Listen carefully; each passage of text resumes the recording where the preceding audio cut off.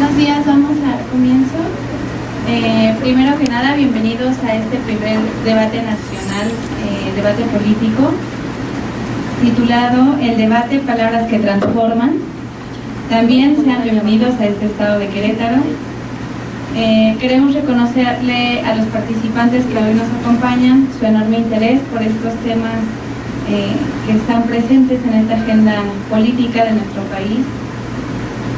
Este concurso se realiza desde el espacio de la Secretaría de Asuntos Juveniles del Comité Ejecutivo Estatal del Partido de la Revolución Democrática, y agradecemos la colaboración de todas las instituciones que hacen de este concurso una realidad.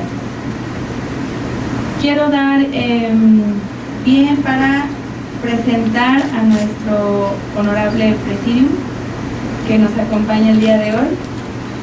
Quiero presentarle al maestro Carlos Ramírez Olvera, director de la Facultad de Ciencias Políticas y Sociales de esta Universidad Autónoma de Querétaro.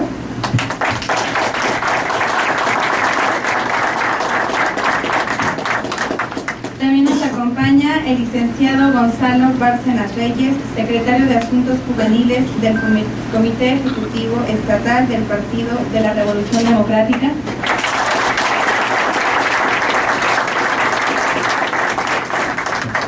Nos acompaña también Sac Mcuy Araceli Vargas Ramírez, secretaria nacional de Asuntos Juveniles del CEN del PRD.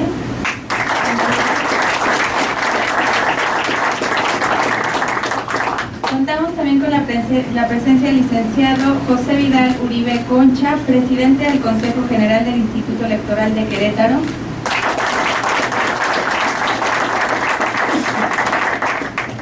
Nos acompaña el licenciado Mauricio Ortiz Proal, secretario de Gobernación del municipio del Estado de Querétaro.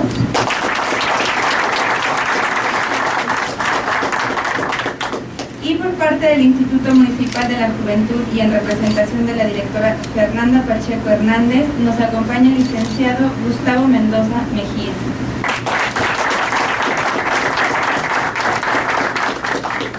A continuación, quiero darle la palabra al licenciado Gonzalo Bárcenas Reyes, de la Secretaría de Asuntos Juveniles de este Comité Ejecutivo Estatal del PRD.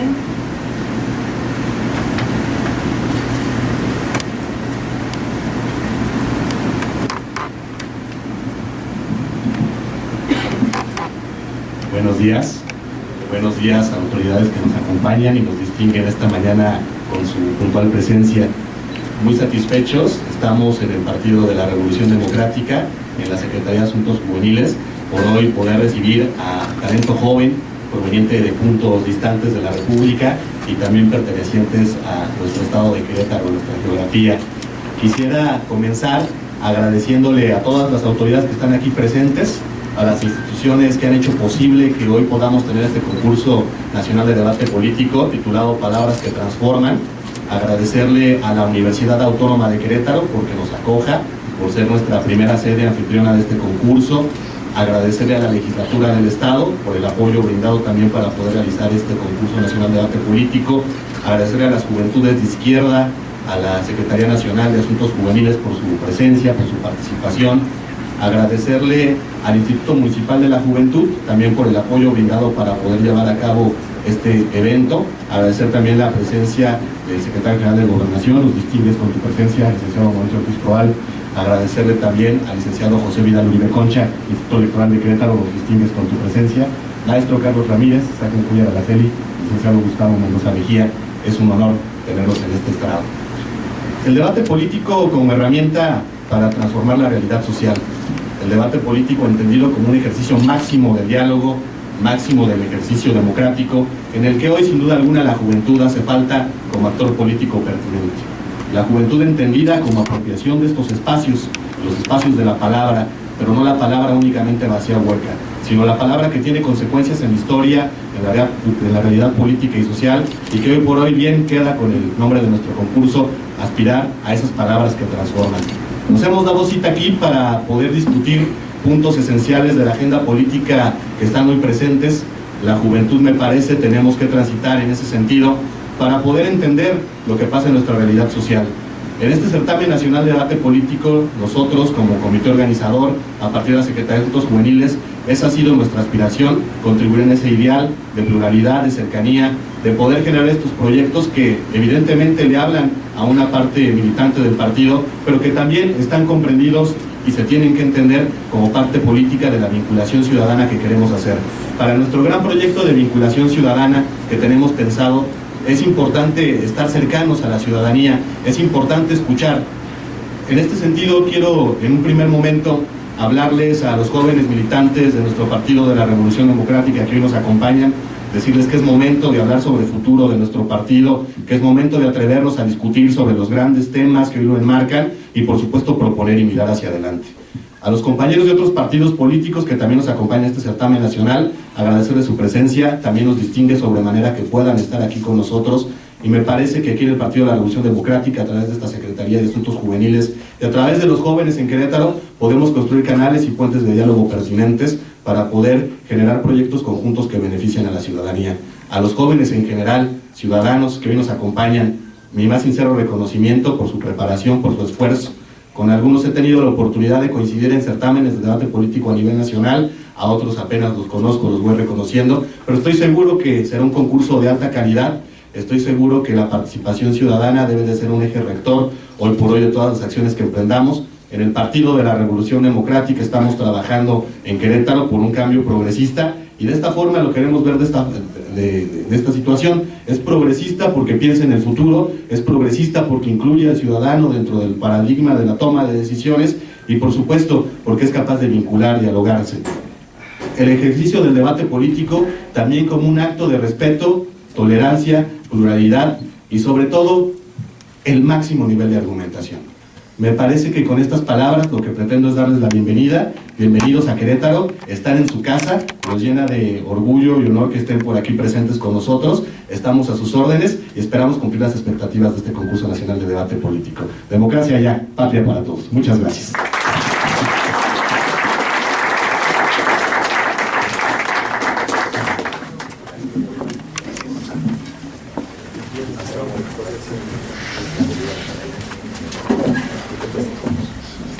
Quiero darle la bienvenida al arquitecto Carlos Lázaro Sánchez Tapia, presidente del Comité Ejecutivo Estatal del Partido de la Revolución Democrática. Bienvenido, arquitecto.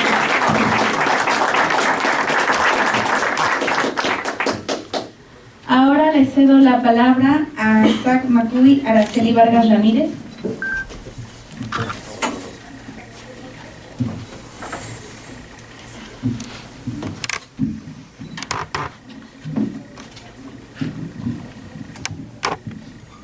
Es uno de los ejercicios más antiguos, es uno de los mecanismos más relevantes mediante los cuales el ser humano ha podido dirigir sus conflictos en la esfera pública y privada. Es en primera instancia el triunfo de la razón, porque es un ejercicio intelectual que busca resolver el conflicto de manera pacífica mediante la argumentación. Es el corazón de la vida democrática en su más amplia concepción, el debate. Muy buenos días, tengan todas y todos ustedes.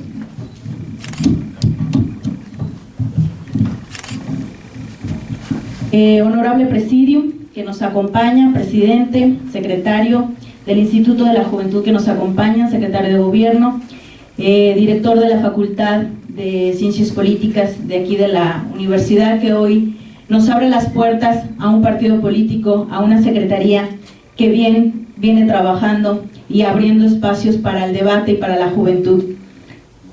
No hay lugar más puro donde la libertad de pensamiento y expresión vivan de manera traslúcida y cristalina que en la arena del debate. No hay entorno más propicio donde palpiten con tremenda fuerza las ideas y su poder. A partir de la argumentación responsable, el manejo de cifras, el conocimiento histórico, la comprensión del andaje jurídico, la comparación de casos internacionales y una inmensa cantidad de herramientas más que convierten este ejercicio en un verdadero arte. El imaginario y más elevado que se comunique con la realidad a partir del convencimiento, de la persuasión, de crear caminos y puentes que conduzcan en la empatía y la acción conjunta. Hoy, en este espacio extraordinario que nos tiene aquí en Querétaro, una ciudad muy hermosa, muchísimas gracias por recibirnos aquí, donde las y los diferentes polemistas se harán responsables de la palabra dicha, del argumento que se esgrime fino e incuba las ideas más grandes que enmueven sociedades completas.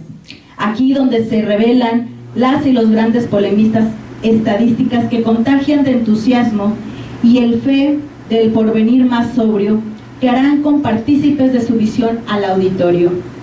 El debate parlamentario no tiene como objetivo más cercano convencer al adversario, sino al público, que se convierte en el jurado más inmediato y que es un factor fundamental en este diálogo público.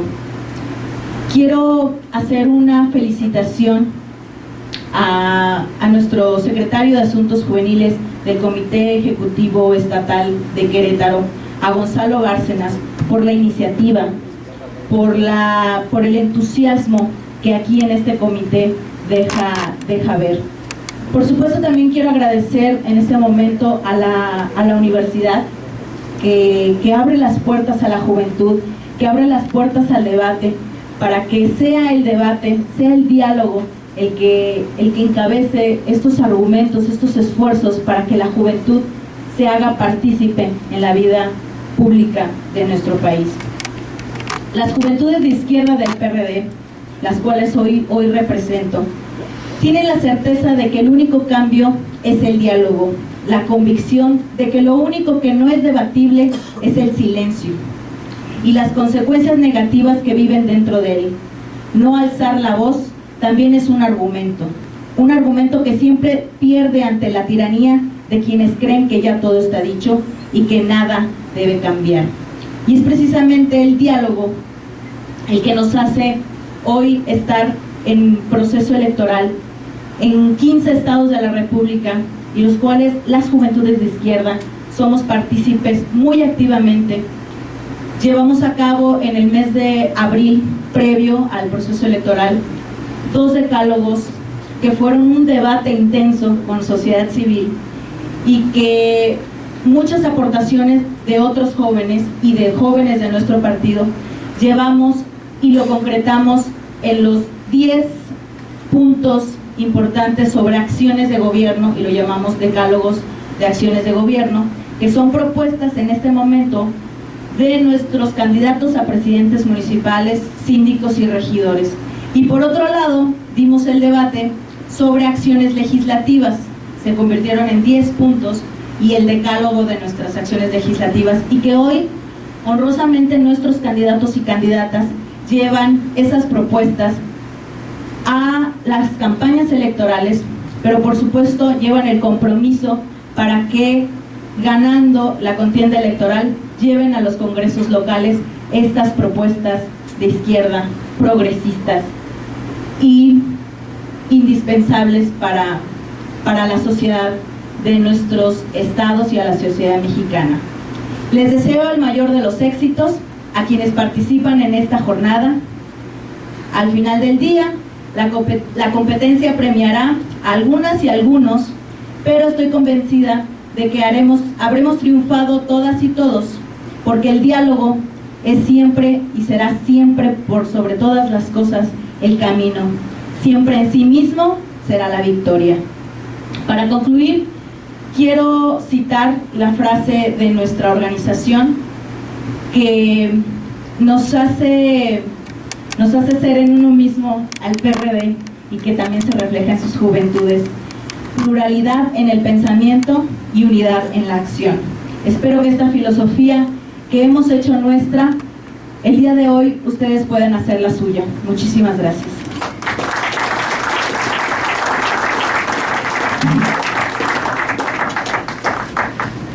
Gracias, licenciada.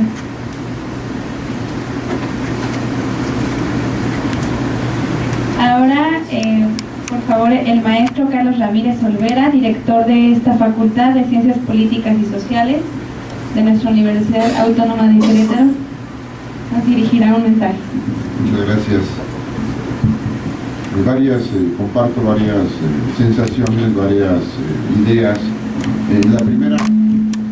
La primera de ellas, bueno, yo soy tradicional y típico queretano, y yo recuerdo mi niñez y mi juventud, yo estaba rodeado de debates, de concursos de oratoria, y era parte de la cotidianidad permanente. En aquel tiempo, por supuesto, orientado en un partido, pero era muy rico, de ahí salieron muchos liderazgos, ¿no?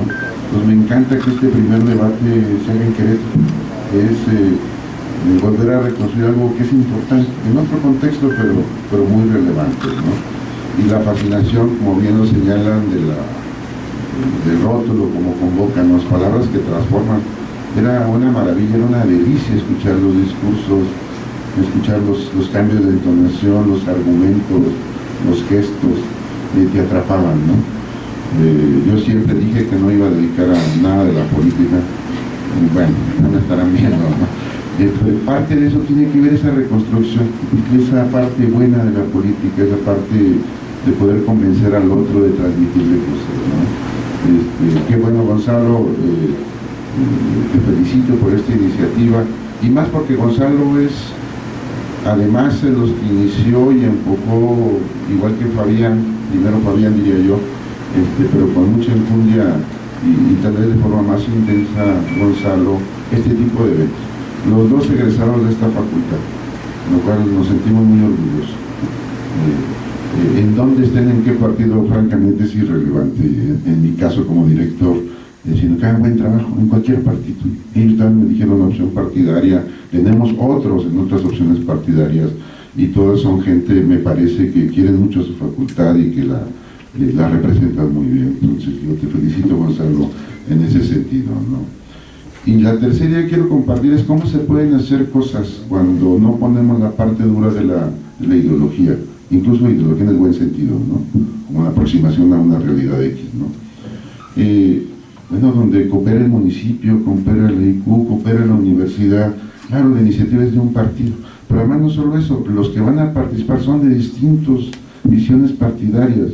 Yo creo que si avanzamos en esta idea, mejoramos. Ojalá si otro partido hace un ejercicio similar, seguramente ustedes no tendrán inconveniente en participar también. Nos vamos tejiendo esos niveles de convivencia mínima, y ya habrá momento de pelearse en las votaciones, pues, o en los debates allá en la Cámara, ¿no? Pero me parece que es un buen ejemplo que se pueden hacer las cosas de otra manera, y que nadie se espanta de que la universidad está apoyando un partido, ¿no? Es un espacio plural como debe ser, pero la plural empieza por los mismos partidos, en mi opinión, ¿no? Pues dicho eso, y para no, como yo no voy a concursar, me permití excederme un poquito, ¿no? Le quiero dar la bienvenida a la Universidad Autónoma de Querétaro. Le agradezco mucho a Mauricio, su papá participó en debates, por cierto, bueno, el hombre, ¿no? Vidal, por supuesto, presidente del partido, que ha empujado mucho a Gonzalo, y en buena lid, de forma notable le he visto cualidades, ¿no? En su compañera del Centro Nacional, Instituto de la Juventud. Darle la bienvenida a ustedes. Esta es su facultad, esta es la universidad, este es el tipo de universidad que queremos, es el tipo de facultad que queremos, donde todos podemos estar, todos podemos diferir, y aún difiriendo podemos trabajar para el mismo objetivo, que es una universidad que se posicione hacia afuera, que dé espacios de resonancia, que convoque, y que en ese sentido siéntanse en su casa, lo digo de manera sincera, es su casa, y pueden venir y regresar cuantas veces quieran. Muchas gracias. Gracias. Ahora sí, para inaugurar nuestro concurso nacional de debate político, Palabras que Transforman, quiero pedirle al arquitecto Carlos Lázaro Sánchez Tapia, por favor, haga uso de la palabra.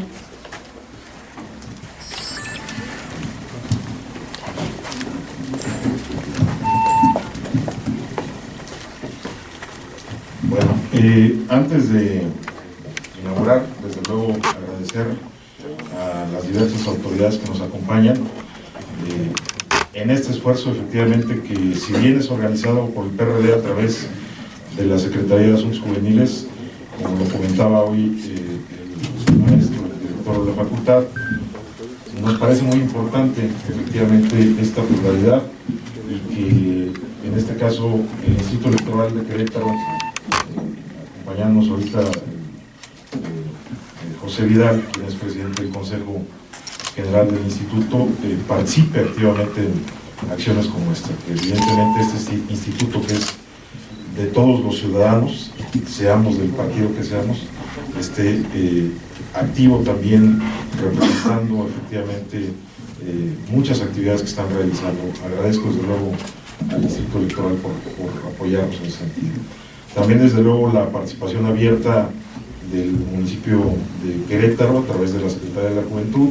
Desde luego, aunque tengamos diferencias partidarias, evidentemente por ser un partido distinto el que gobierna hoy la ciudad, pero que siendo un esfuerzo que se hace efectivamente a nivel nacional por el partido y estando desde luego en una ciudad como Querétaro y desde luego pues con el impulso, insisto, que a la juventud hay que darle, agradecemos también efectivamente que Mauricio estés aquí en representación del municipio de Querétaro. Y desde luego la Universidad Autónoma de Querétaro, que sin duda a los que no somos de aquí, pero que sabemos lo que es ser o egresar de una universidad pública, yo no tuve la oportunidad desde luego de vivir aquí en Querétaro, de la Ciudad de México, por supuesto que egresé de la UNAM, pero sabemos la importancia que representa la Universidad Autónoma como tal, y las universidades en ese sentido, y agradecer desde luego la hospitalidad de la universidad y el trabajo también que aportan en este proyecto. Insistimos que aunque efectivamente venga o provenga de un partido político, quizá hoy no tenga tanta representación en el Estado, pero nos parece un esfuerzo importante de cara a lo que nos pasó en el pasado proceso electoral, donde efectivamente los jóvenes son los que toman esta batuta y que empiezan a realizar estas acciones en beneficio de la ciudadanía. Y creo que efectivamente ahí está el deber de todos nosotros como actores políticos en realizar eso. Desde luego agradecer al Instituto de la Juventud, agradecer de nuevo a nuestras juventudes de izquierda del partido, de estar también activamente participando, y por supuesto Gonzalo, que es el promotor de esta iniciativa, desde luego a través de la Secretaría de Asuntos Sociales. Entonces, para no dar más pie, pasamos a inaugurar este acto y les pedimos ponerse de pie. Y siendo las 9 horas con 44 minutos del 6 de junio, de 2013, damos por inaugurados los trabajos de este concurso nacional de debate, que sea en beneficio de la juventud, no solamente de Querétaro, sino del país, este gran esfuerzo que está haciendo. Muchas gracias.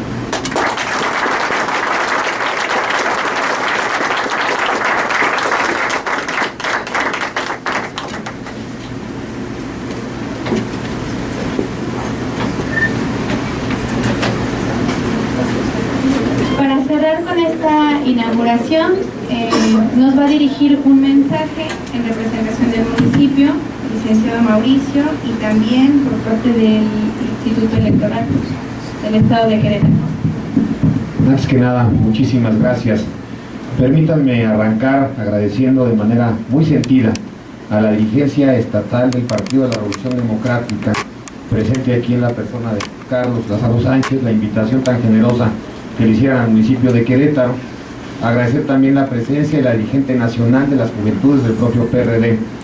Por supuesto, al director de la Facultad de Ciencias Políticas y Sociales de esta benemérita Universidad Autónoma de Querétaro, a mi amigo el maestro Carlos Praxedis. Reconocer también la presencia aquí del presidente del Instituto Electoral del Estado, José Vidal Uribe, y en general de todos y cada uno de ustedes. Yo voy a tratar de ser muy breve, simple y sencillamente sumarme públicamente al reconocimiento del trabajo, del activismo, de la proactividad que ha caracterizado a Gonzalo Bárcenas, quien se acercó hace varias semanas en lo personal a compartirme esta idea y de manera muy generosa a invitarme para estar aquí el día de hoy. Y le dije que con todo gusto lo haría, porque como lo mencionó Carlos Lázaro, independientemente de las diversas filiaciones políticas, todas ellas legítimas que podamos tener en este auditorio, y que yo creo que son producto y muestra de la pluralidad que caracteriza a una sociedad madura en términos democráticos, como es la queretana. Creo que de entrada el hecho de que participen jóvenes de distintas partes del país en un ejercicio como estos, en una ciudad como Querétaro, es ampliamente significativo, porque tan solo quiero compartir una reflexión con ustedes. Creo que lamentablemente a la vida pública de México le hacen falta políticos que tengan la capacidad de expresar cada día con mayor claridad y en un ambiente de respeto y de precisión las ideas. Y para eso deben de servirnos este tipo de concursos, para que quienes el día de mañana vayan a formar parte de la clase política nacional, estatal o municipal y formen parte del proceso de la toma de decisiones, tengan la capacidad, a partir de estos ensayos, de poder presentar con claridad y con convicción los principios, las ideas, los programas, las acciones en los que creen, pero partiendo siempre de la necesidad de reconocer lo distinto también, y de honrar la política entonces a partir del ejercicio de un diálogo que nos permita conciliar y generar acuerdos que le urgen a México. Yo reconozco mucho el esfuerzo, gracias Gonzalo, gracias a Carlos, les deseo mucha suerte a todos y cada uno de aquellos que van a participar en este ejercicio. Ojalá les vaya a todos muy bien. Tendrá que haber algunos que ganen el reconocimiento de los primeros lugares, pero finalmente cuando se participa en este tipo de dinámicas creo que todos ganamos. Y ratificar la pluralidad que caracteriza a Querétaro, que yo creo que es signo inequívoco de la fortaleza y las buenas condiciones que tenemos, sin dejar de reconocer los enormes retos, desafíos y problemas también que compartimos con otras partes del país. Desearles mucho éxito a ustedes, agradecerles la invitación, y la presencia de todos y cada uno de ustedes es signo inequívoco del éxito que tendrá este ejercicio. Gracias al PRD por la invitación, estamos a sus órdenes, y que sea para bien el desarrollo de este concurso. Enhorabuena.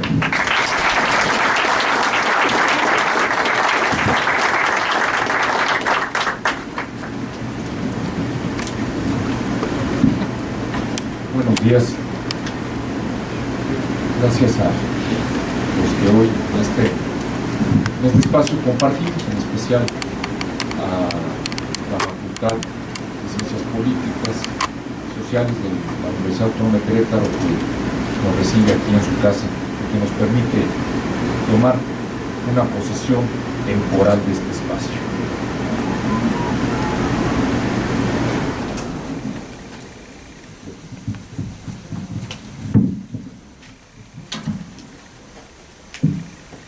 El Instituto Electoral de Querétaro tiene una obligación legal que es de alto significado. Es prevalecer, fortalecer el régimen de partidos políticos. Y cuando hablamos del régimen de partidos políticos, es que la autoridad tiene que ser en todo momento incluyente, independientemente de la fuerza política de que se trate. En lo particular, el Partido de la Revolución Democrática en el Instituto Electoral de Querétaro ha venido acercándose, ha venido proponiendo, ha venido sumándose a los trabajos de educación cívica y de conciencia ciudadana, porque este no es solamente un espacio. El Partido de la Revolución Democrática, a través de sus representantes, ha pedido que el Instituto Electoral de Querétaro esté presente en comunidad, que esté presente con sus regidores, con sus regidoras, para poder llevar a cabo talleres que vayan en beneficio de la sociedad. Situación que nosotros reconocemos a quien hoy preside esta institución, este partido político en Querétaro.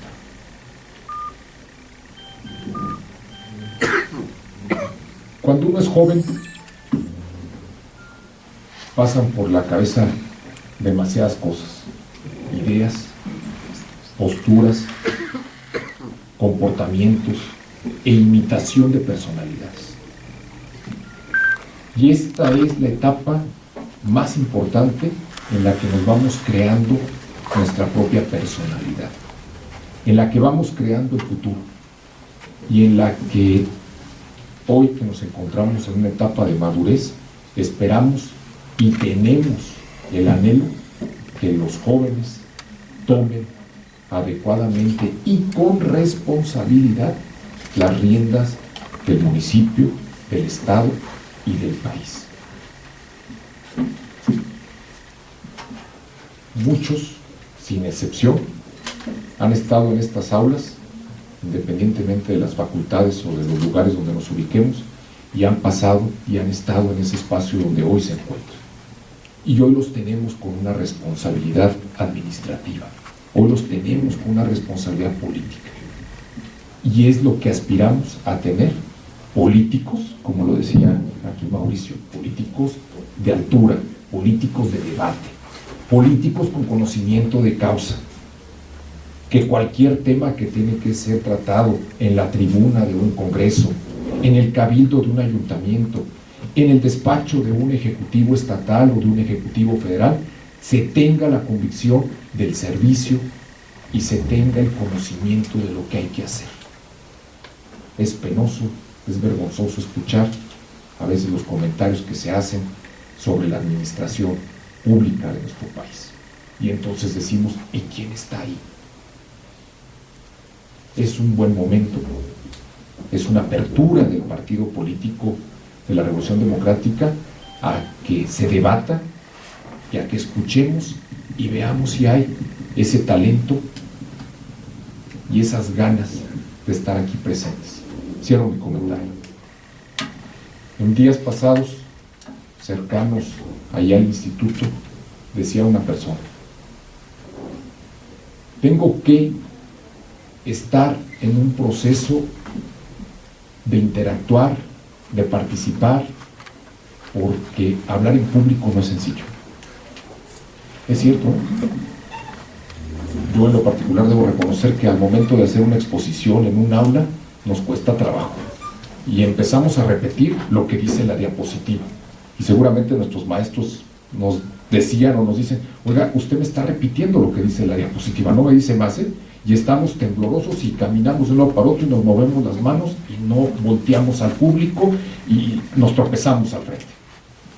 El que vengan ustedes aquí, el que se paren en ese lugar, el que vengan a exponernos, el que vengan aquí a poder sostener esas posturas que cuando viene el tema de un debate y que te dicen el tema es abierto y cómo construyas tu discurso, cualquiera que sea, eso requiere de mucha capacidad, de mucha entereza para poder enfrentar al público. Sean bienvenidos a Querétaro, es una ciudad muy bonita, muy bella, y vale la pena darse el espacio para recorrerla. Muchas gracias. Buen día. Responde entonces a la pareja número 1, por favor, pasar a seleccionar el primer término.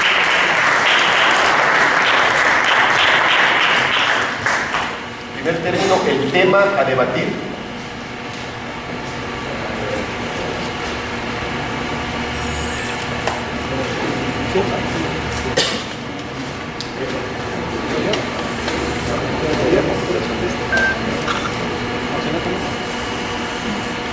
El tema que les toca es: la apertura de Pemex al capital privado ¿representa la privatización de la riqueza nacional o es la alternativa necesaria para aprovechar lo que es de todos? ¿Definimos postura? Sí. Muy bien. A José de Jesús, participante número 2, le toca estar a favor. A favor. Y a Julieta Camacho Granados le toca la postura en contra.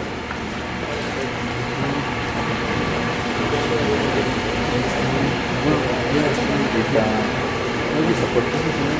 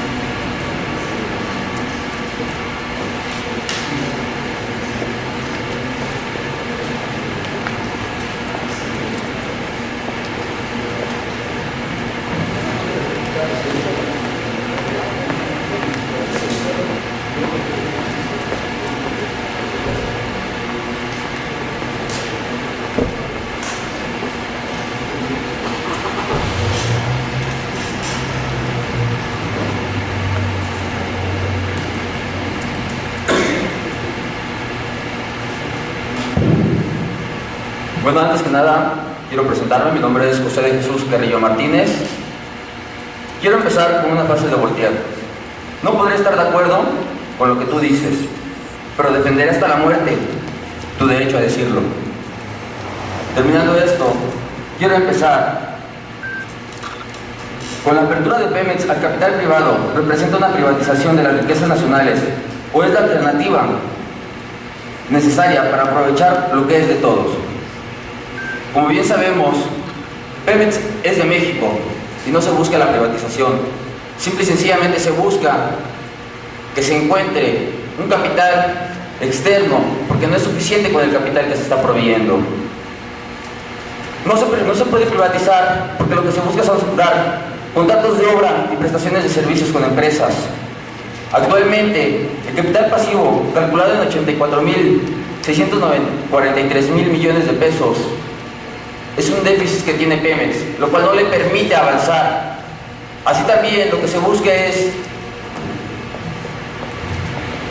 que se encuentren nuevos yacimientos de petróleo. Por ello, no considero que Pemex se está abriendo a un capitalismo, a la privatización del mismo, sino un avance de este.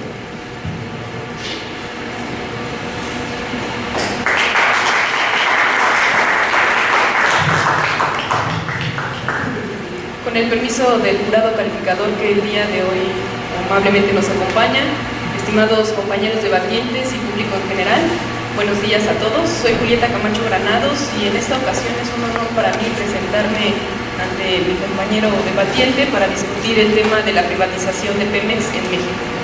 La postura que el día de hoy vengo a ostentar ante esta tribuna es en contra de la privatización de Pemex.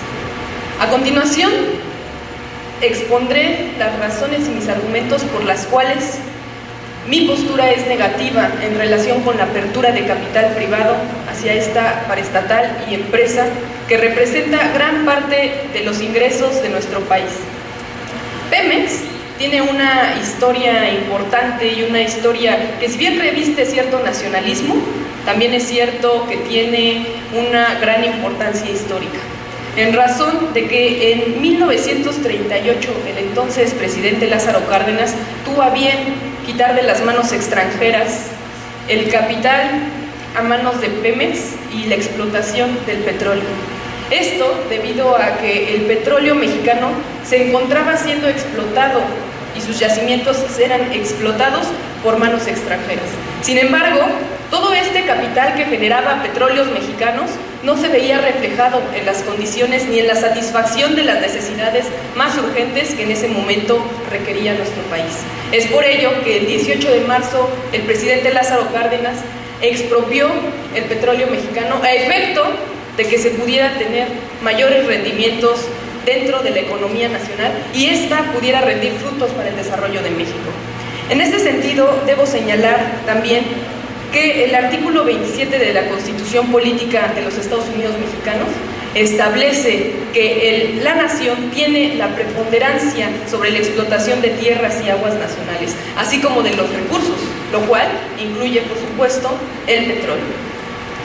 Más que hacer alarde de una campaña que tiene tintes políticos y que ha venido defendiendo Andrés Manuel López Obrador, quiero señalar que este tema reviste importancia en virtud de la trascendencia económica que tiene. Pemex aporta gran capital a las finanzas públicas de este país. Y si se llega a capitalizar y si se llega a permitir que capital privado o extranjero entre a la iniciativa pública, los costos estarán aumentando. Podrá permitirse que mano de obra extranjera venga aquí a este país a explotar y a sobreexplotar el petróleo mexicano, lo cual sin duda no es benéfico para los mexicanos, en virtud de que si se le quiere dar un enfoque de que se dará competitividad, En realidad lo que se estará haciendo, se estará generando mucha mayor pobreza, porque la mano de obra no será mexicana. La mano de obra que vendrá será de extranjeros, porque lamentablemente este país no tiene la capacidad educativa para poder funcionar y poder en práctica ciertos conocimientos que se requieren para que Pemex pueda seguir desarrollándose. Sin embargo, tendrá un gran impacto en materia económica, para mal de este país, al momento de que, como bien sabemos, en este país también las grandes empresas gozan de privilegios fiscales. Y en este sentido, las empresas estarían también tratando de evadir esos impuestos, los cuales actualmente entran hoy en las arcas nacionales. Cedo el uso de la palabra a mi compañero.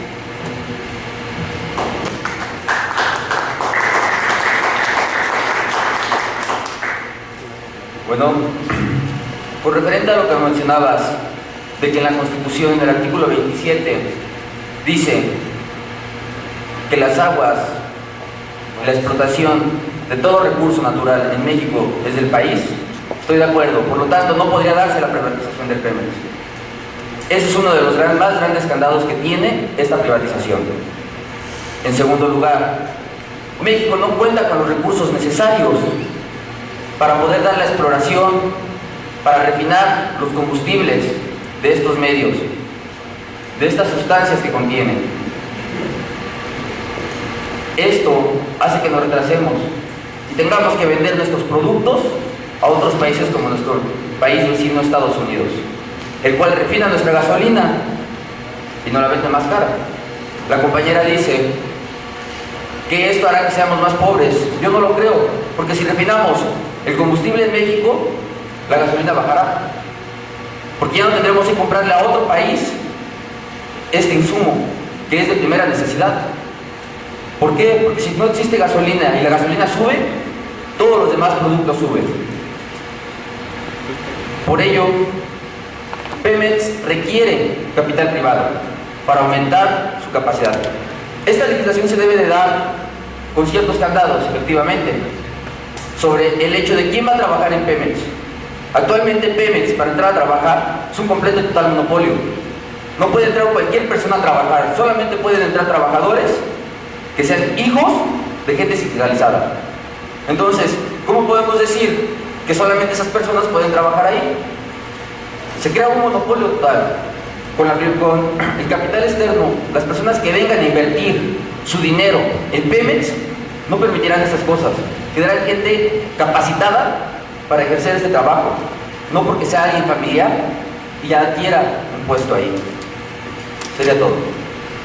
Coincido con usted, compañero debatiente, en que el sindicato representa efectivamente un gran lastre para el crecimiento y desarrollo de petróleos mexicanos. En este sentido, lo que se hace importante y se hace muy necesario es la reforma que modernice efectivamente petróleos mexicanos, pero que ponga fin a los privilegios de los sindicatos, a efecto de que pueda accesar y pueda entrar a laborar personal capacitado que sea capaz de responder a las demandas que esta empresa tan importante para nuestro país puede tener.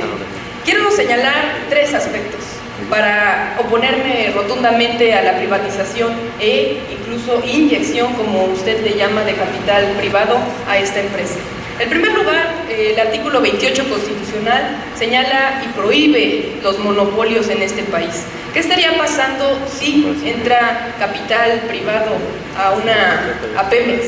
Se estaría convirtiendo en un monopolio, lo cual iría total y rotundamente en contra de lo que estipula nuestra Constitución. En segundo lugar, los capitales extranjeros, obviamente, y los capitales privados tienen como principal fuente y principal motor, su principal impulso es el negocio y fortalecer sus finanzas de sus empresas. Nunca se van a fijar en cuidar las finanzas nacionales y en generar desarrollo para este país. Y en tercer lugar, la cuestión del empleo. Efectivamente, con la privatización o entrada de capital privado a Pemex o extranjero, se estarán limitando las facultades y los derechos laborales. Y quiero señalar un caso, en el caso de Telmex. En 1990 Telmex se privatiza.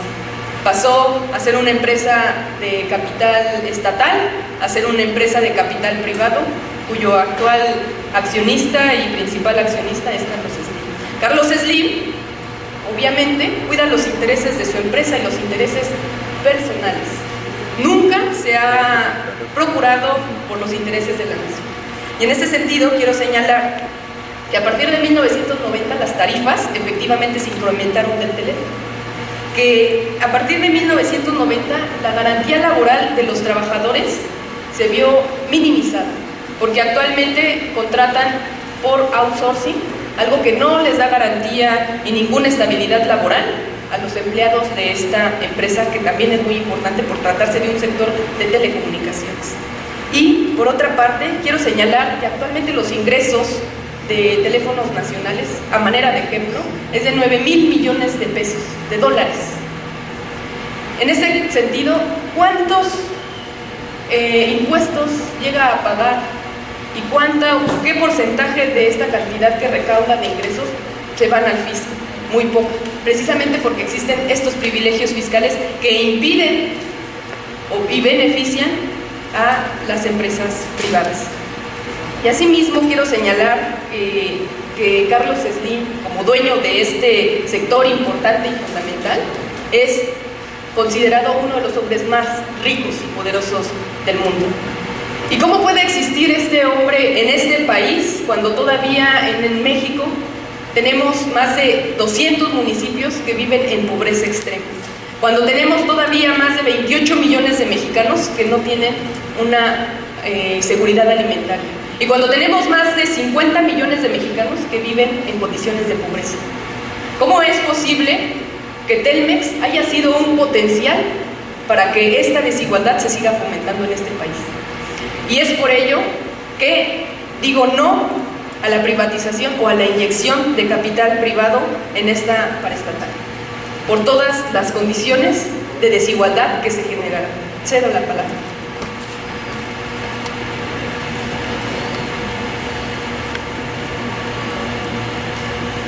Usted habla del artículo 28 constitucional, donde dice que se prohíben los monopolios. Efectivamente se prohíben los monopolios de capital privado, pero el monopolio del Estado se sigue permitiendo. Es un monopolio al final de cuentas. Hablamos de las personas, del trabajo que ejercen. Usted pone ejemplo como Telmex. ¿Por qué se privatiza Telmex? Porque ya para el Estado era más gasto mantener esa empresa que privatizarla. ¿Por qué? Porque al privatizar la empresa se evita la corrupción, existe transparencia, ya no se permite hacer lo que la gente quiera, se hace lo mejor para la empresa. Pemex en realidad es de México. Todo el mundo nos viene a vender esa idea, que Pemex es de México. ¿Pero alguno de ustedes tiene alguna acción de Pemex? ¿Alguno de ustedes recibe alguna cantidad de Pemex? Y más sin embargo, tienen que pagar los altos consumos de las materias que provienen del petróleo. Al meter capital privado a Pemex, permitimos que en nuestro país se genere empleo. ¿Por qué razón? Porque podemos abrir refinerías para que dentro de nuestro propio país podamos producir nuestra propia gasolina. Asimismo, para trasladar el petróleo de donde es extraído a la refinería, existe otro modo de empleo: el transporte, almacenamiento. Si no permitimos este avance dentro de los momentos que estamos viviendo ahorita, no podremos seguir avanzando, nos quedaremos estancados. Bien es cierto que en México existe pobreza, pero durante tantos años Pemex ha sido parte del patrimonio de México y la pobreza no se ha acabado. Busquemos un cambio, y ese cambio es permitir la inversión de capital privado. Le doy la palabra a la compañera. Coincido con usted en el sentido de que necesitamos un cambio. Efectivamente necesitamos un cambio en la forma de administrar petróleos mexicanos. Pero este cambio no debe ser necesariamente a través de la inyección de capital privado a las arcas de Petróleos Mexicanos. Este cambio debe ser un cambio estructural que permita que el sindicato deje de tener las riendas de esta paraestatal y que permita que personal capacitado entre a laborar a las filas de Pemex para que Pemex pueda desarrollarse y pueda, por ende, darnos mayores recursos y mayores beneficios a todo el país. Quiero señalar que con un cambio, efectivamente, dentro de Petróleos Mexicanos, se podrían construir las refinerías a las que usted tanto alude. Esto es importante, es fundamental y es posible, que es lo más importante. Con un cambio, una reforma energética y una reestructuración orgánica de Petróleos Mexicanos, se estaría combatiendo la corrupción efectivamente, que en gran medida, hay que reconocer y es preocupante, es generada por el sindicato de Petróleos Mexicanos, que actualmente es liderada por Carlos Romero de Champs, que además es senador del PRI. Y con este cambio dentro de Petróleos Mexicanos también se buscaría fortalecer a esta paraestatal. Y también habría que hacer, y se hace necesaria, la reforma energética a fin de que se puedan generar materias de investigación sobre nuevas energías renovables. Es increíble que en pleno siglo XXI aún México siga literalmente en pañales comparado con otras potencias mundiales en materia de energías renovables y limpias. En este sentido también debo señalar que Petróleos Mexicanos ha aportado mucho a la economía de este país. Actualmente los dos principales fuentes de ingreso de este país es Petróleos Mexicanos y las remesas que lamentablemente nos hacen llegar los migrantes que tienen que huir buscando una mejor calidad de vida de este país. Entonces somos un país petrolero y por eso no podemos permitir que la única fuente de ingresos y la mayor fuente de ingresos que tiene México sea pasado a manos de capital extranjero o privado. Y en este sentido quiero señalar las siguientes propuestas. ¿Es necesaria una reforma energética? Sí. Y sin embargo, en el pacto, en el compromiso número 55, se señala la necesidad de poner a Pemex en competitividad. Y esto también señala un punto rojo porque no indica a más detalle en qué consiste esta reforma. Y evidentemente existen señales de que el PRI actualmente en el gobierno y varios legisladores, incluso el propio director de Pemex, se proclaman por una privatización de esta empresa, lo cual es lamentable y tendría que estarnos poniendo a todos en la atención este tema. Así pues, quiero señalar que sí es posible hacer una empresa de clase mundial. Todo comienza desde una reorganización y todo comienza desde que el gobierno y el propio Pemex lo decidan.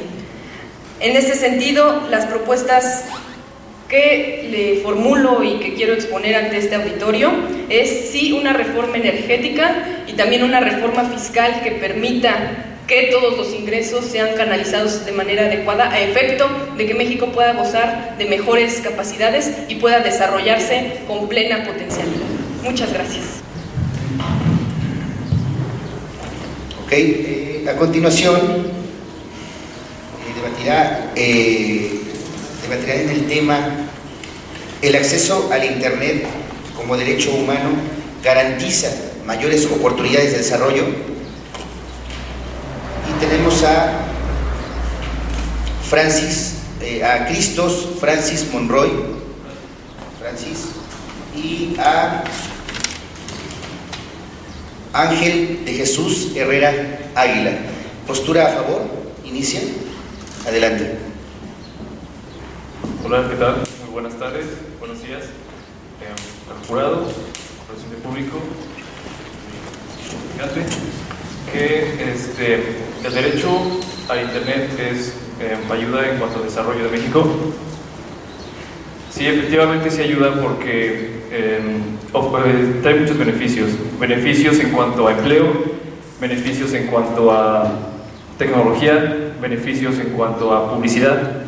Vamos a poner el ejemplo, vamos a comparar un poco México con otros países que tienen alto nivel de uso de Internet. Vamos a poner a Estados Unidos, que ocupa el 72%, a Japón, que ocupa el 76%, y a Alemania el 67%. México ocupa el 37, es decir, porque en los demás países donde hay más uso de Internet hay mayor nivel cultural, hay mayor nivel de conocimiento en cuanto a política, en cuanto a los estudios, y México necesita tener más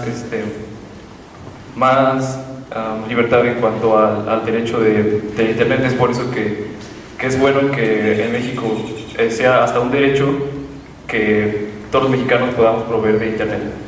Cedo la palabra a mi compañero. Buenos días a todos los que nos acompañan, es un gusto estar en Querétaro. Un tema tan importante y de actualidad es hablar del acceso a Internet como derecho humano en nuestro país. Mi postura en contra marca una tendencia de que en México aún se tienen que resolver muchos problemas más importantes que el acceso al Internet, como la brecha de desigualdad que existe a lo largo y ancho de nuestro país. Creo primordialmente que sí, se han gestado luchas importantes en materia de información y en materia de nuevas tecnologías, pero en nuestro país, en donde contamos con más de 50 millones de pobres, en donde la pobreza multidimensional, como ahora la llaman, es uno de los temas que se debe discutir primordialmente, y solamente podemos transitar a la era de la información de la que habla Manuel Castells si logramos consolidarnos no solamente como un país democrático, sino como un país lleno de oportunidades. No podremos entender al acceso a Internet para todos como un derecho humano cuando en provincias, en el estado del que yo vengo, del estado de Chiapas, aún no se tiene acceso ni siquiera a la red de alumbrado público, de electrificación. Creo principalmente que se deben de discutir otros temas importantes en materia de derechos humanos y no dejar en segundo término el acceso a la información, pero sí mantenerlo como un punto que se puede trabajar después. Primero tenemos que garantizar la seguridad social y la justicia social en nuestro México, para después hablar del acceso al Internet como un derecho humano. Desde mi punto de vista, no hay una oportunidad de desarrollo con el acceso a Internet, porque esto no garantiza un crecimiento económico ni político. Lo vimos en el verano pasado de julio con las elecciones presidenciales, en donde hubo una euforia en redes sociales, en donde parecía que justamente la juventud había despertado y había hecho uso de estas nuevas tecnologías en beneficio del bien común, pero desafortunadamente chocamos con la realidad de que eso no fue así, de que hoy por hoy los movimientos engendrados en julio pasado desafortunadamente han quedado en el olvido y no podemos llamarlos como algo exitoso en materia de redes sociales, en materia de información y del acceso al Internet. Pienso que para comenzar con la presentación de este tema, esa sería mi postura en contra. Creo que se debe trabajar en otros aspectos importantes y trascendentales para el desarrollo económico y político y sobre todo social de nuestro país, y no pienso que sea una posibilidad de crecimiento y desarrollo el acceso a Internet como derecho humano. Acerca, en cuanto a política y a tecnología, dice que mi compañero de que en política, en nivel de política no hay un desarrollo, y efectivamente sí hay un desarrollo muy grande. De hecho hay una encuesta que entrevistaron a unos votantes y resulta que el 18% de los votantes había consultado información acerca de los partidos políticos en Internet. Entonces, el Internet es una herramienta maravillosa, permite conocer a todos los políticos, en especial a los plurinominales, por ejemplo, que son algunos diputados que no conocemos.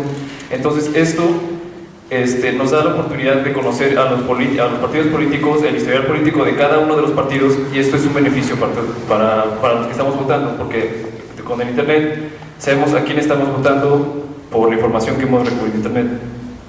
Ahora vamos a el caso de las empresas mexicanas, como Corona, Aeroméxico, algunas empresas que aquí en México, como Barcel.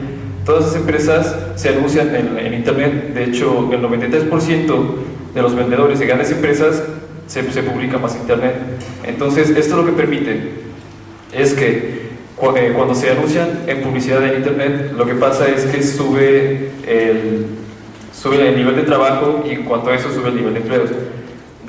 Estoy a favor de que sea un derecho humano, ya que, como ven, las tecnologías siempre van avanzando. Entonces, lo que va a pasar es que al rato la ciudad va a ser la que va a tener todo el acceso a Internet, y las zonas rurales va a ser los que no van a tener acceso a internet, entonces se van a quedar mucho más abajo, porque hoy en día lo que piden las empresas es que sepa manejar el uso de internet y el uso de las nuevas tecnologías.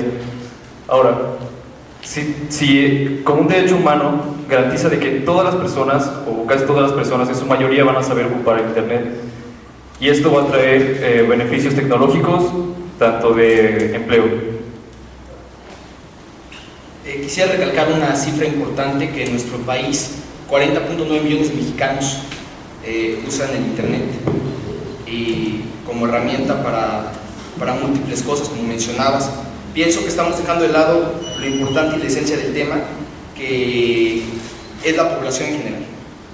¿Por qué debe considerarse como un derecho humano el acceso a internet en un país marcado por injusticias y por otras problemáticas que aquejan día con día el vivir de los pobladores de nuestro México? Pienso que uno de los principales problemas por los que no puede considerarse, como te repito, es el acceso que tiene este servicio de internet a toda la población en general. Desafortunadamente, en un país con más de 112 millones de mexicanos, el acceso a estas nuevas tecnologías no garantiza el desarrollo en ninguno de los sentidos, porque entonces estaríamos en un acto de exclusión y solamente parte del centro y no la periferia serían los verdaderos beneficiados con este nuevo derecho humano, que si se llegara a considerar el acceso al internet. Fíjate que algo muy importante en la aldea global de la que habla Castells y de la que dice que justamente se podría considerar un derecho humano cuando un país logre cumplir con todos los estándares y con todas las problemáticas que el mismo enfrenta. Problemáticas de materia de empleo, de materia de seguridad social, de materia de pobreza, de materia de inclusión, de materia de transitar una democracia participativa. Mencionabas el aspecto político.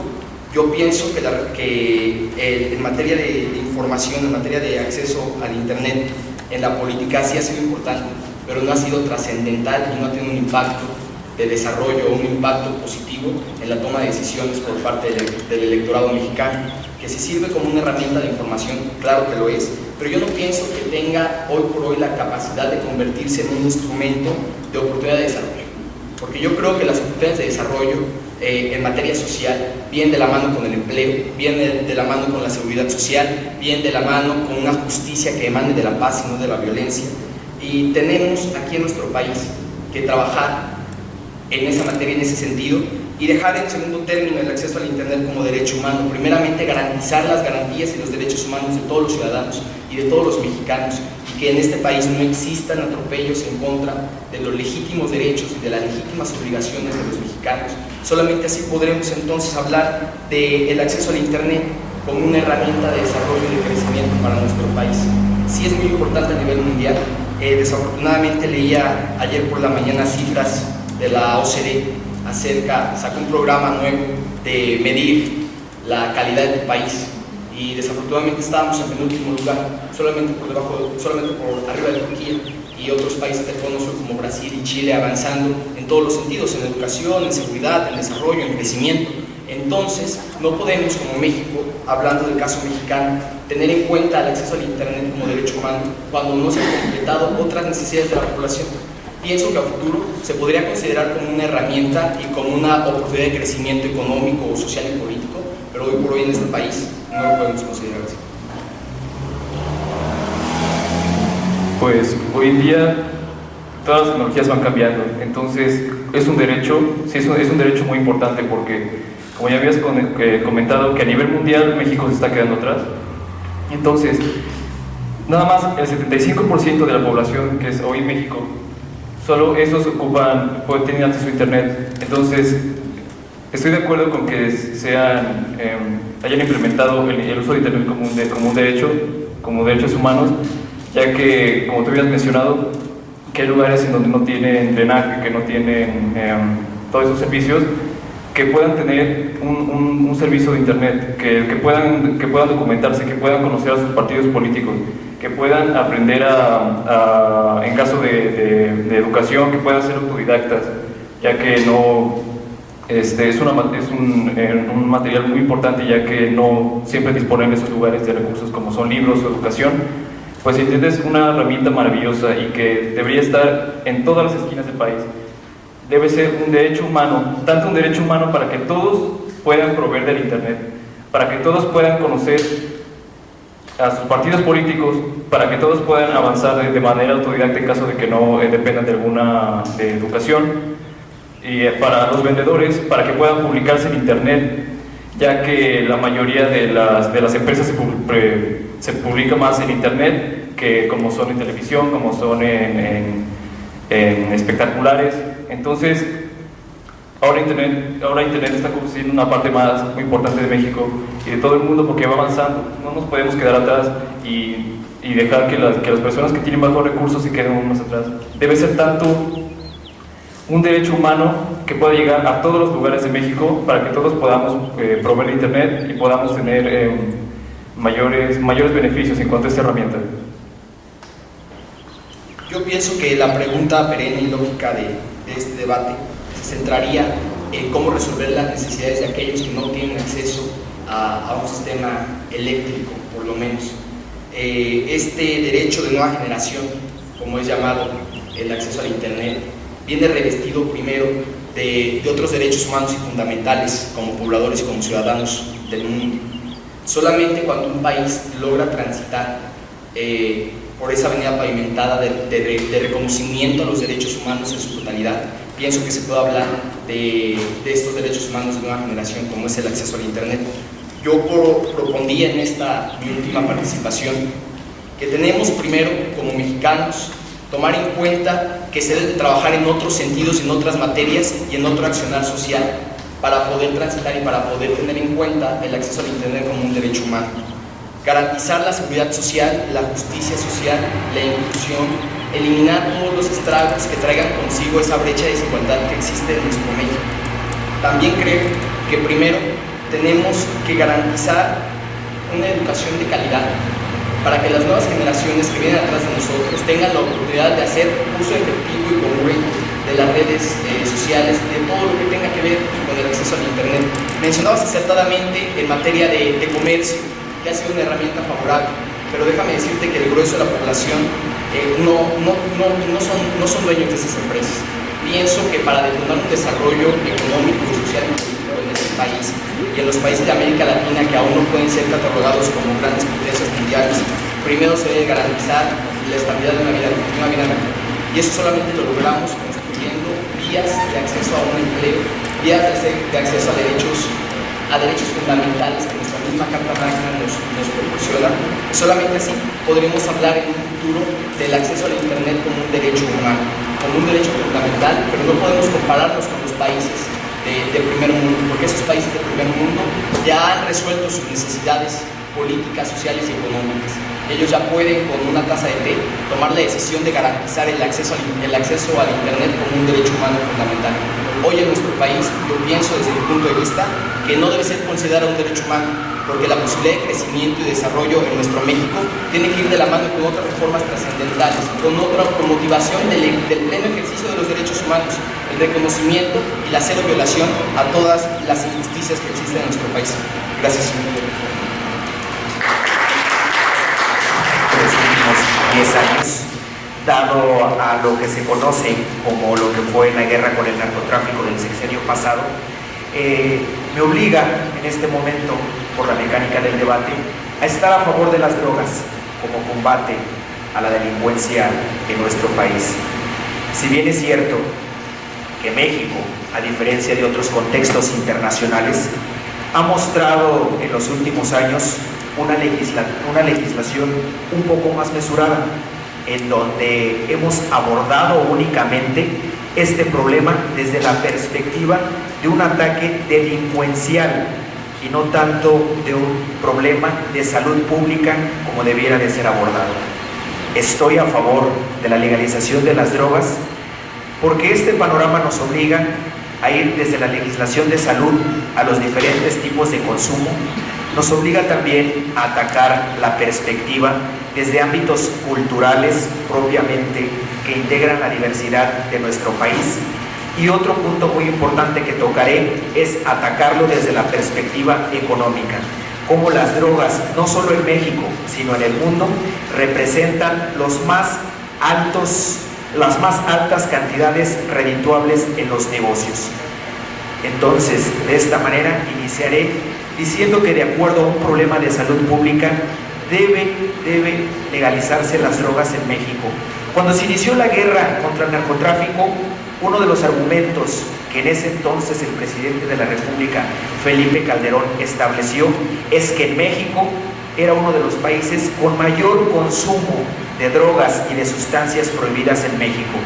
De acuerdo a estadísticas de Transparencia Internacional, México ocupa el lugar número 12 de los países de América Latina en consumo, cosa completamente falsa a lo que argumentó en ese momento el Ejecutivo para lanzarnos a una guerra contra el narcotráfico.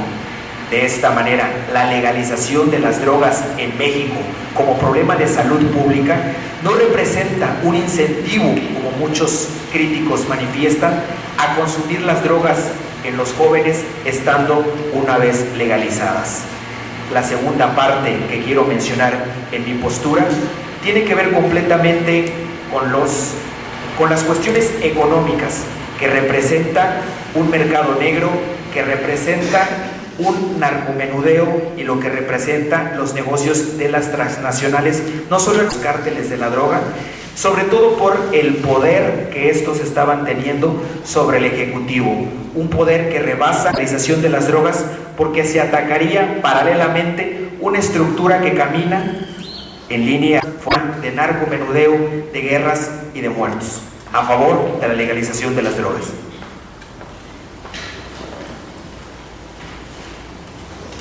Bien, primeramente, de consumo que se lleva a cabo, la necesidad del trabajo es lo que nos está llevando a ser los principales productores del consumo de drogas de los Estados Unidos. ¿Qué pasaría con una legalización de las drogas? ¿Qué pasaría si la marihuana fuera legal?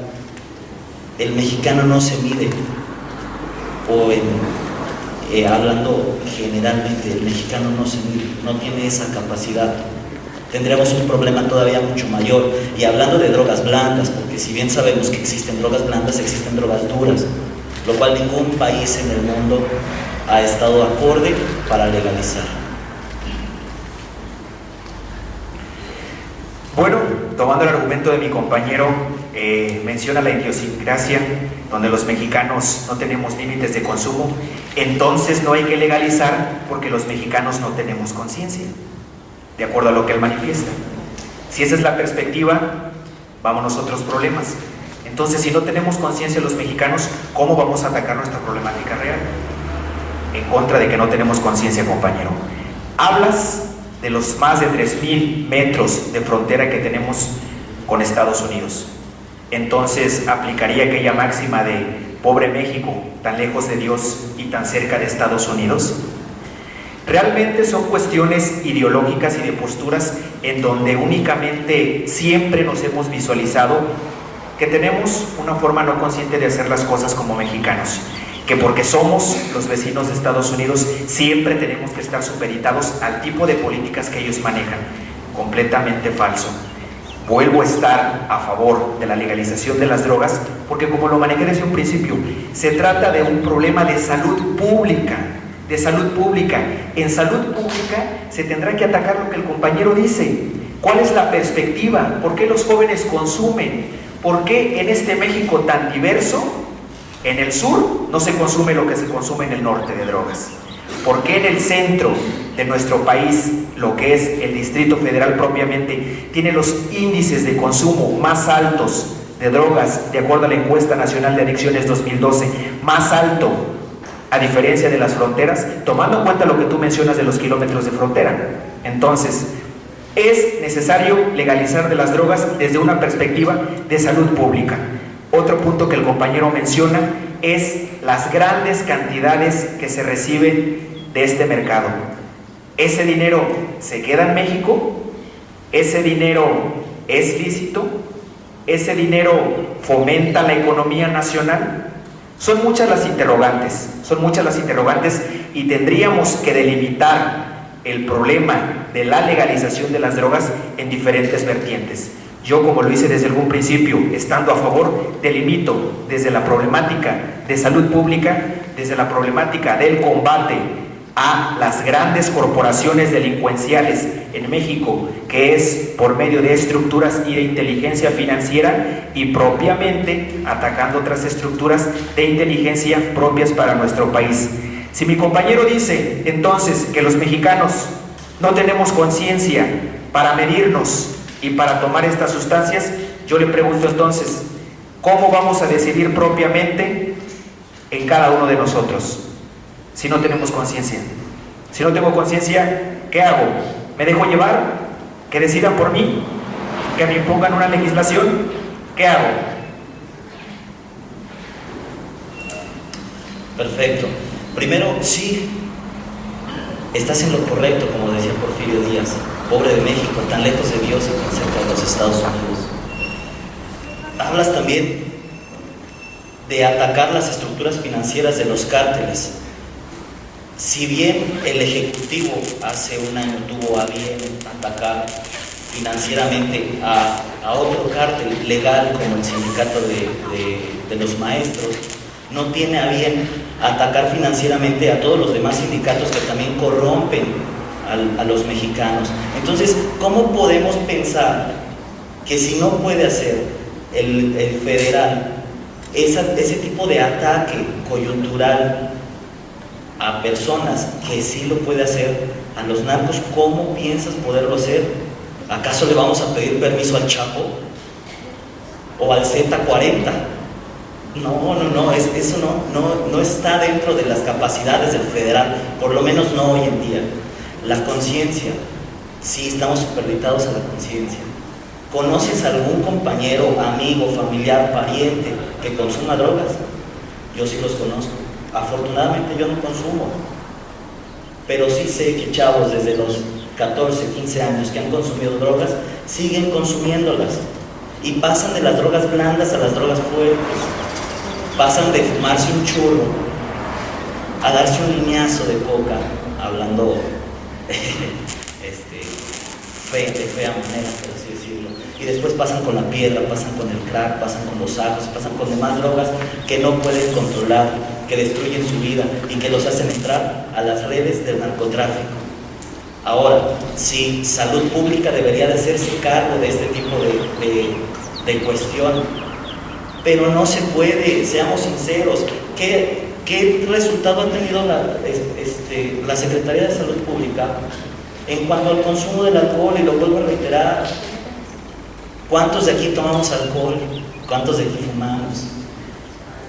¿Lo hemos logrado dejar? No, por una cuestión de conciencia, porque no queremos o porque no podemos, pero es la idiosincrasia del mexicano.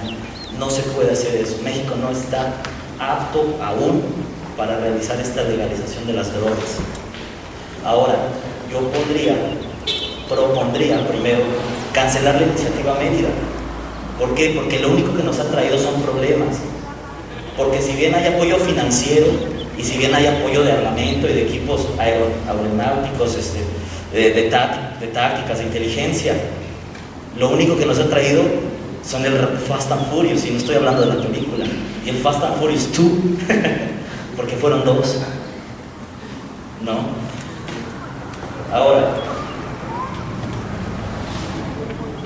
si bien no es legal, el dinero del narco se queda en México, y no es legal porque no hemos querido razonarlo, entenderlo. Podría ser la primera entrada del Producto Interno Bruto de México, más allá de las remesas, que por cierto cayeron desde que empezó la dichosa barda, el muro de la vergüenza. No es posible la legalización de las drogas. Yo estoy totalmente en contra y te he estado diciendo fragmentos de mi conciencia, de mi pensamiento, por lo cual no es apto para los mexicanos, por lo menos no hoy en día. Sin duda alguna me da la razón y me pone otras cuestiones a manifestar, ¿verdad? Me dices que si conozco a parientes, familiares, vecinos y amigos que hayan consumido drogas. No vayamos tan lejos. Tu servidor, yo creo que como la mayoría de los que estamos aquí, se le han ofrecido y se la han querido vender, te la han regalado, y ahí tu servidor es donde aplica esa conciencia de decir sí o no.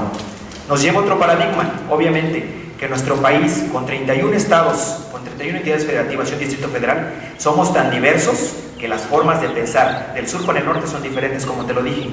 Entonces, sí existe una conciencia dentro de los jóvenes, sí existe el tener idea clara de lo que representa consumo o no de las drogas.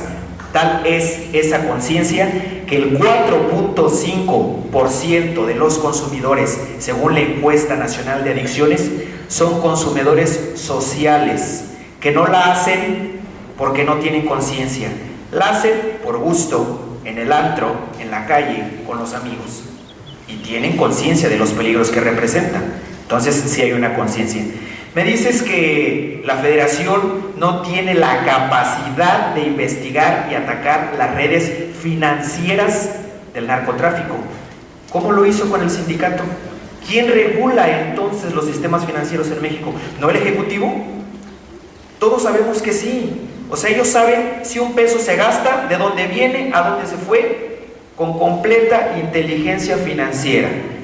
Que no se quiera manejar y que no se quiera decir es otra cosa, ¿verdad? Mencionas otro punto también, que los chicos tienen el acceso a las drogas y que no tienen el costo.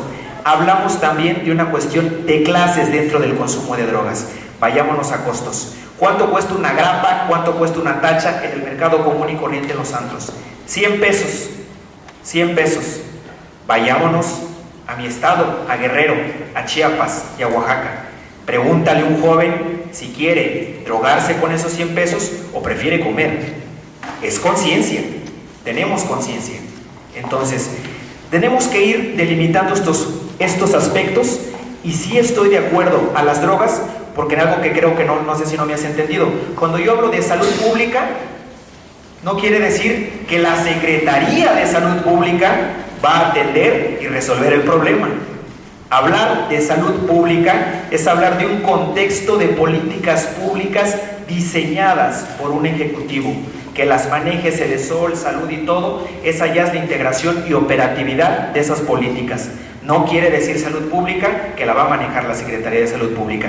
Ojo con eso, compañero, sino a leer Descentralización Administrativa y Federal de la Administración Pública en México. Finalmente, mencionas lo de Rápido y Furioso, que ya son 2 Rápido y Furioso en México. Vayámonos a otra cosa, que no es precisamente el problema de drogas. Tenemos ahí problemas en las aduanas, tenemos ahí problemas de tráfico, no solo de armas, sino de mercancías, de productos. ¿Cuántas cantidades de televisiones chinas, de ropa, de todo el mundo entra y sale sin una regulación plenamente sostenida en México? Entonces, si entra ropa y televisiones, ¿cómo no van a entrar armas? 90%. Rápido. A seguir consumiendo drogas pesadas, drogas que destruyen su vida. Ahora, tú hablabas del 4.5% de personas que son consumidores sociales, y el resto, nada más hablaste de 4.5%. 4.5% de una población que está basando, o en donde estás basando, una teoría para legalizar un problema más a México. Y bueno, nuevamente hablas acerca de la fiscalización a los grandes cárteles. Entonces tendríamos que pedirle al SAT que llame a la tuta a declarar todo lo que generó en el año para ver cuánto dinero le vamos a quitar. No, compañero, la legalización de las drogas no es la vía. Hay que generar programas sociales en donde los chavos se les enseñan oficios, donde se les enseña a ser personas, donde le enseñes a trabajar, a ganar el sustento. Hay que generar empleos, sobre todo en las zonas más alejadas de las capitales, en las zonas serranas, las zonas con más conflictos. Hay que velar por la paz de la sociedad y no legalizando sustancias que van a traer totalmente lo contrario a nuestra sociedad. Es tanto y cuanto. Enunciaremos un orden alfabético al primer participante que aparece en la lista de los que están presentes para que pasen a tomar en la pecera el número el cual estará designando al participante con el cual se enfrentarán. Esa será la primera pareja. Inmediatamente después sacaremos otro número para así sucesivamente estar designando las parejas subsecuentes que deberán participar. Entonces, el primer término y para dar inicio al sorteo, si nos hace el favor de pasar a formar un papelito, la compañera Julieta Camacho Granados.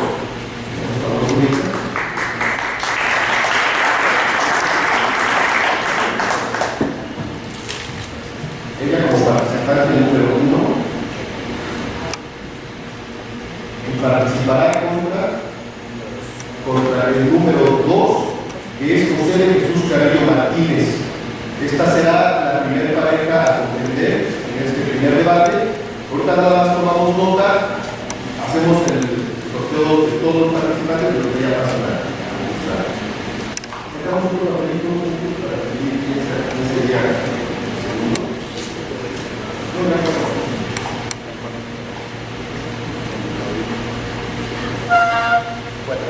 Número 4, Cristo Francis Monroy, que pueda pasar a sacar el papelito de la persona con la cual participaría. Cristo, por favor, va a sacar la tercera. Cristo Francis como participante de la segunda ronda.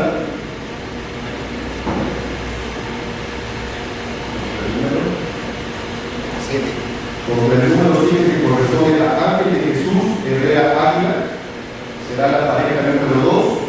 Ángel de Jesús Herrera Águila para participar el número 7, contra Francis, que estará participando Francis Moreno Grisel.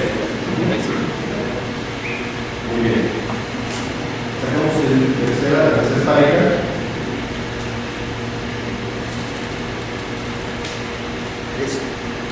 El participante número 13 es Saúl Eduardo Ríos Fernández. Entonces vamos a pasar, Saúl, para definir contra quién participarás. Entonces haciendo la tercera pareja a debatir. Contra el participante número 9, Alejandro Fernández de Jesús Herrera Águila. Ya estaba. La cuarta pareja Rodríguez Polo. Sí, está muy bien. Esa es la quinta. Fernando, por favor.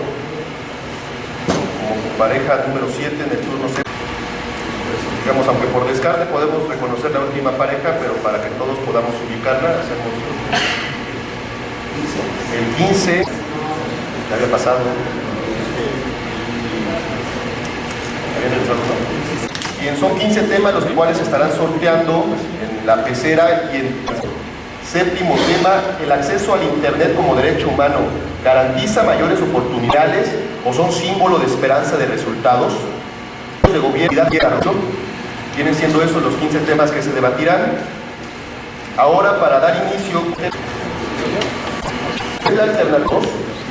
Bueno, antes que nada, quiero presentarme. Mi nombre es Yacimientos de Petróleo. Por ello, no considero que del jurado Granados, y en esta ocasión es un honor para mí presentarme ante el presidente Lázaro Cárdenas. Tuvo a bien quitar de las manos extranjeras dentro de la economía nacional y hablar que este tema reviste importancia en virtud de la trascendencia mexicana, lo cual sin duda no es benéfico para los mexicanos, tendrá un gran impacto en materia económica para mal de este país. Esta privatización. En segundo lugar, México no cuenta con los recursos necesarios. Por ello, Pemex requiere capital. No permitirán estas cosas. Quedará gente capacitada para ejercer este trabajo, no porque sea alguien familiar. Personal capacitado que sea capaz de responder. En segundo lugar, los capitales extranjeros o entrada de capital privado a Pemex o accionista es Carlos Slim. Carlos Slim, obviamente minimizada, porque actualmente contratan por que impuestos llega a pagar, y importante y fundamental, es considerado uno de los hombres más ricos. Que Telmex haya sido un potencial para que esta desigualdad se siga fomentando en este país. Efectivamente se prohíben los monopolios de capital, más gasto, mantener esa empresa que privatizarla. ¿Por qué? Porque al privatizar la empresa recibe alguna cantidad de Pemex, y más sin embargo tienen que pagar los altos costos. Asimismo, para trasladar. Pero durante tantos años, Pemex ha sido... Efectivamente necesitamos un cambio en la forma de administrar que pueda desarrollarse y pueda, por ende, darnos mayores y propuestas.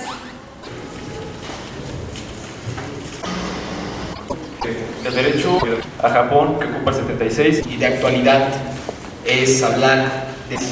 Y desafortunadamente estábamos en penúltimo lugar, solamente por arriba de Turquía y otros países del Cono Sur como Brasil, en seguridad, en desarrollo, en crecimiento. El caso mexicano, tener en cuenta la decisión de garantizar el acceso al Internet como un derecho humano, con motivación donde son las zonas más alejadas de las capitales, en las zonas serranas, las zonas con más conflictos. Hay que velar por la paz de la sociedad y no legalizando sustancias que van a traer totalmente lo contrario a nuestra sociedad. Es tanto y cuanto.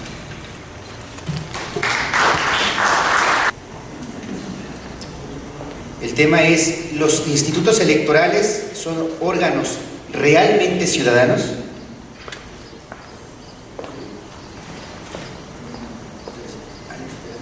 Okay. Alex Perales Jiménez sostendrá la postura a favor de este tema y Aarón Rodríguez la postura en contra. Por favor, a sus lugares.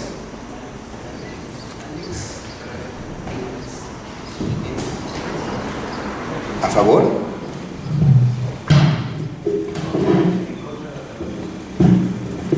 Aarón Rodríguez Polo en contra.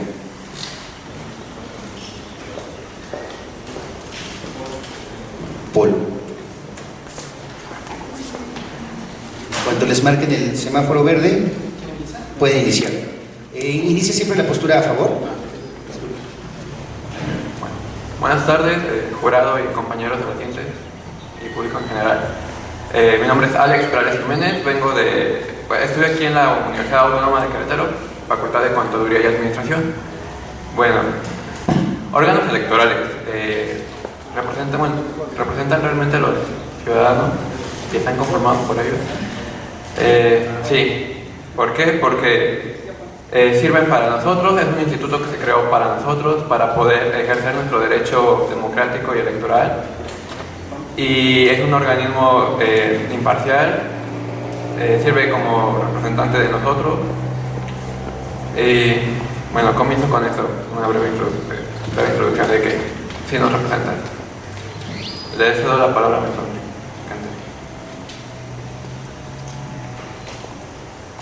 Los institutos electorales. Bueno, desde su creación en 1988 con el supuesto fraude, que aún no se ha dicho que sea cierto, pero que todos sabemos que lo es, pues finalmente desde su creación se ha tratado de que los institutos electorales sean ciudadanizados, de que de alguna manera tengan ciudadanos competentes, ciudadanos que sean apartidistas y que de alguna forma también velen por las instituciones, por el institucionalismo democrático de México. Sin embargo, a lo largo del tiempo hemos visto que esto no es así. Ya tenemos más de 20 años con el Instituto Federal Electoral, y ¿cuántos casos de corrupción nos han visto? ¿Cuántos casos no hemos visto en donde se suben los sueldos los consejeros electorales? ¿Cuántos casos no hemos visto donde se favorece a un candidato mediante el chanchullo que se mete al Instituto Federal o se mete al Instituto Electoral de algún estado? ¿Realmente creemos nosotros, jóvenes, ciudadanos, en los institutos electorales? Por supuesto que no. Y esto es porque no son ciudadanos, porque lo único que estamos viendo es que se va solo por un partido o se favorece a una persona en específico. Esta figura inclusive de los consejeros electorales se hacía o se hizo con tal de democratizar al instituto electoral, pero lo único que originó es tratar de meter los intereses de partido al instituto electoral, sea de cualquier estado. Lo vemos también aquí en el Instituto Electoral de Querétaro. ¿Qué consejeros electorales no han favorecido a un candidato dependiendo de cómo se mueve la marea política? Esto es muy grave, porque en 1988 se hicieron marchas, se hicieron incluso plebiscitos con tal de que se creara el Instituto Federal Electoral para que se ciudadanizara las elecciones. Y ahora vemos que hace un papel pobre elección tras elección porque no se cumplen los estatutos electorales de la ley electoral.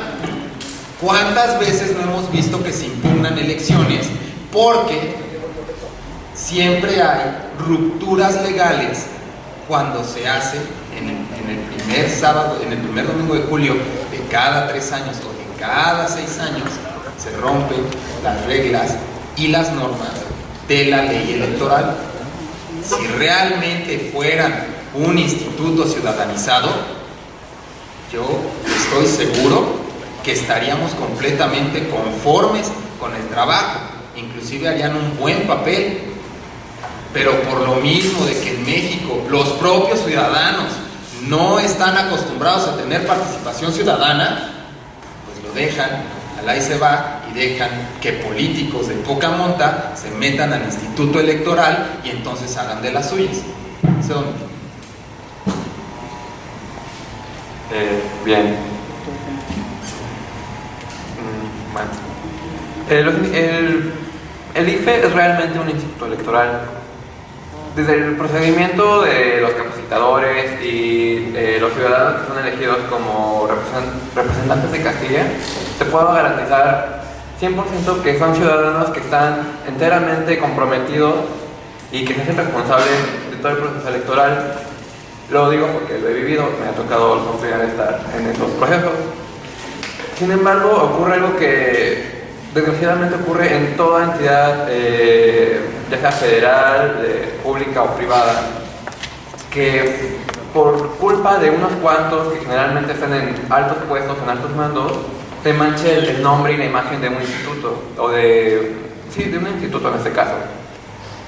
Esto es lo que me parece muy injusto, que por culpa de una o dos personas que tienen intereses que no son los de la nación como tales o los de ejercer la democracia, se manche toda esta imagen, toda la imagen y todo el proceso, todo el proceso que es un proceso, si no el más moderno para realizar elecciones, sí es un proceso confiable porque se realiza por parte de ciudadanos. Entonces, me parece terrible que todo ese proceso se manche solamente por unas cuantas personas, cuando tanto los ciudadanos que no son representantes de casilla o que no trabajan dentro del IFE tienen su responsabilidad de participar, ejerciendo su derecho a votar, e igual ejerciendo su libertad de expresión e inconformidad ante los procesos y ante las problemáticas que se lleguen a presentar en estos. El IFE es totalmente un instituto abierto al diálogo, abierto a la transparencia, así lo demuestra en sus procesos y en sus resultados. La inconformidad que tú me señalas claramente es válida a unas cuantas personas. Tú lo dices, se encuentran transversados por políticos de poca monta y por funcionarios corruptos dentro del IFE que se trabajan en acuerdo a sus intereses. Pero en su gran mayoría sí es un movimiento, ejercido por ciudadanos imparciales y que buscan lo mejor para el país. Te doy la palabra. Bueno, compañero, usted me está en el momento que menciona los políticos. Y bueno, es uno de la gente se entera de las noticias, hablemos del tema de noticias, a través de lo que se da a conocer en la televisión, más en internet, en la prensa escrita, en la radio y la televisión, son las que permiten la información. Es decir, todo el conocimiento en su completamente, lo que es lo que permite a la ciudadanía poder tener elementos para acercarse no a la verdad absoluta, porque no la hay. Nosotros estamos dispuestos todos los puntos de vista de los diversos medios de comunicación en su conjunto para poder llegar a la verdad. Como existen los colegios de economistas, como existen los colegios de dermatólogos, como existen los colegios. En México no existe, entonces consulte para llegar a su propósito de vanguardia, @ el sitio, cuando el correo correcto era vanguardiaprd, @ tanto, provocando un sesgo de información que más todos conocemos, y la falacia numérica que se hacía con el número de los 60.000, 70.000, 80.000 muertos. Depende, tenemos que la ley de senadora, que la ley de Profeco, que son temas actuales que surgen dentro de los medios de internet. Pregunto yo si en nuestro país existen únicamente 12 diarios. Me pregunto yo y le pregunto al compañero si usted piensa que también de verídica se está viendo a través de una pantalla provocando desinformación total. A ver, aquí nos de los medios de comunicación como un conjunto. Estamos hablando de la radio como entes aislados. Porque aquí lo que se está pensando es que existe una verdad absoluta, que hay que acreditar esa verdad, porque... Y precisamente mencioné el dato acerca de información de uso entre el aspecto principal de la contradicción y la contradicción principal. Cuando nosotros específica, por lo menos, que vas a poder entablar años, yo creo que se atiende desde lo que es la nueva población. ¿Y qué tanto? La secundaria, el bachillerato, o ni siquiera hayan tenido la oportunidad de estar en ningún existía. Respondo hacia sana necesita esta igualdad para poder progresar. La comunicación es base fundamental en el desarrollo humano. Negarla es equivalente a matar nuestro sistema social. El Internet, por esto y muchos motivos, fomenta el diálogo, la participación, pero sobre todo algo muy importante y que hace falta en nuestro país, la creación de ciudadanos. En México hemos padecido. Hemos escuchado aquí fervientes oratorias en cada una de las participaciones de los compañeros, pero yo creo que deberíamos de irnos a realidades un poquito más asertivas, en donde podamos hablar con referencia que han hecho que con el Internet la democracia hoy en día sea más efectiva o participativa. Menciona él que por medio del Internet también vamos a formar que tanto satisfacción de necesidades humanas, cosa en la cual el Internet no tiene ningún aspecto a desarrollar. Es cierto que fomenta nuestras actividades participativas y políticas. Es cierto que nos da la oportunidad de ser hasta cierto punto más críticos contra el sistema. Es cierto que fomenta participaciones, pero no, como lo dice el tema, fomenta el desarrollo humano. Yo represento al estado de Guerrero, en donde el 70% de la población no conoce el Internet. Actualmente, en el Senado, por una iniciativa del senador Armando Ríos Peter, Guerrero va a ser punta de lanza para lo que es el Internet de acceso para todos, supuestamente por ser una identidad con contrastes tan diversos y tan diferentes. ¿Creen ustedes que con el Internet los indígenas de la montaña de Tlapa de Guerrero, mis hermanos negros de la costa, van a desarrollar sus necesidades humanas de alimentación, de educación, de competencia? No. Se llama de educación, techo, vivienda. Pero sí es una herramienta que nos puede ayudar a generar individuos pensantes, libre pensadores, pero sobre todo críticos del sistema. Yo apuesto por el Internet, llevarlo a la mayor parte de nuestro país. Yo creo tanto que en lugares como Oaxaca y el sureste del país todavía se venden esposas. Yo llego con mis 3 puercos, mis 4 chivos y le digo al señor, señor, me gustó su hija, claro, se la vendo. Y ella no le dice a su papá, papá, pero el gobierno de la república dice que yo tengo derecho a no ser vendida como esclava o como esposa. Desde ahí la ignorancia acerca de la cultura de los derechos humanos es un carácter profesional. La alimentación con lo que se hizo en y personas no tiene que cubrir, pero nunca va a los derechos humanos. esta confusión de derechos humanos y necesidades básicas a la que usted alude no es tal cual. Los derechos humanos, como lo señalaba durante el inicio... Que lo reconozca, porque yo creo que además las reformas no solucionan problemas. Ortega y Gasset dice que son aparatos ortopédicos que de verdad pudiera atender las necesidades que se tienen, específicamente los olvidos, y luego hacer el diagnóstico. Es decir, no sabemos cuántos maestros hay con exactitud en todo el país, solución por costicas para que hagan bulto dentro de las campañas. Puede que resuelva ese tema, pero no es una solución para el problema. En muchas zonas del país, como Chiapas, Guerrero y Oaxaca, tienen altos índices de desnutrición. No se puede hacer una evaluación estandarizada, porque entonces es absolutamente muchos años de atraso, problemas graves. Ya se llevó a cabo la reforma laboral, que también bioestructurales, de que debe llevar a cabo apenas el diagnóstico para saber qué es lo que se tiene que hacer. Con la réplica de Ángel, por favor.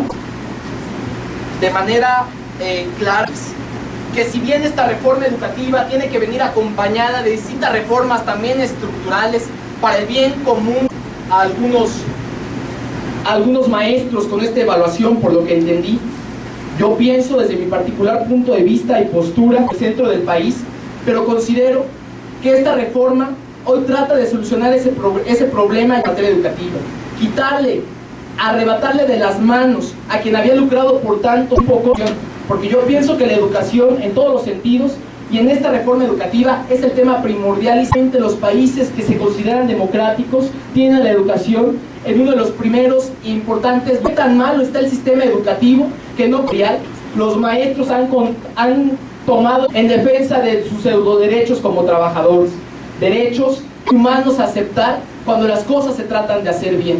Aquí no se trata de satanizar a la reforma educativa, reforma que tiene como transformar el futuro de los mexicanos, y darla aquí a nuestro país, a todos los mexicanos, porque esa educación hoy nos hace falta y nos urge mucho. Que debería tener el gobierno, ¿no? Que no plantea todas las...